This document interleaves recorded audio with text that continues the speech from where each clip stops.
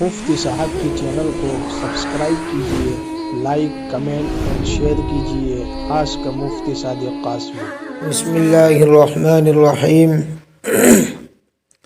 مفتی صاحب، ہم نے 4 رکعت والی نماز میں پہلی رکعت میں سورہ ناس پڑھ لی تو ہمیں کیا کرنا چاہیے؟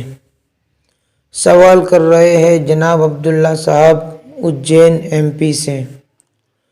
جواباً عرض ہے کہ اگر فرض نماز ہو یا واجب نماز ہو اور ایسا مسئلہ پیش آ جائے، یعنی بھولے سے سورہ ناس کی تلاوت پہلی رکعت میں ہو جائے، تو ایسی صورت میں دوسری رکعت میں، اور وتر کی نماز ہو تو تیسری رکعت میں دوبارہ سورہ ناس ہی کو پڑھے۔ یعنی پہلی رکعت میں سورہ ناس پڑھ لی ہے تو بقیہ رکعت کے اندر بھی فرائض اور واجبات نمازوں میں اسی صورت کو یعنی سورہ ناس کو دوبارہ پڑھ لے۔ اور اگر نوافل نماز ہے، سنتیں ہیں، تو ان نمازوں میں اگر بھولے سے سورہ ناس پہلی رکعت میں پڑھ لی تو بقیہ رکعتوں میں قرآن میں سے کہیں سے بھی تلاوت کر سکتا ہے، کوئی حرج نہیں ہے۔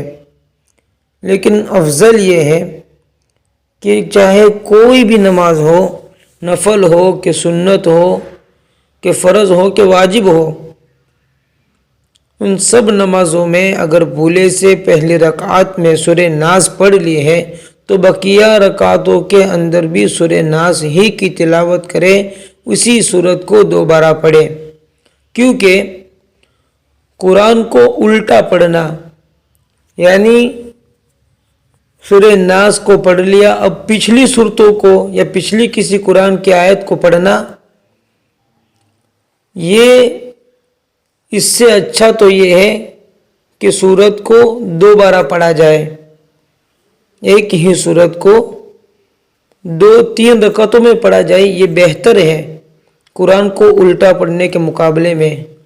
اس لیے اگر ایسا موقع آتا ہے تو سورہ ناس ہی کو 2 رکعت میں یا 3 میں یا پھر 4 رکعتوں میں دہرانا چاہیے۔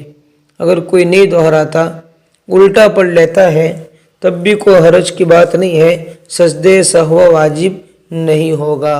فقط واللہ تعالی عالم بالصواب۔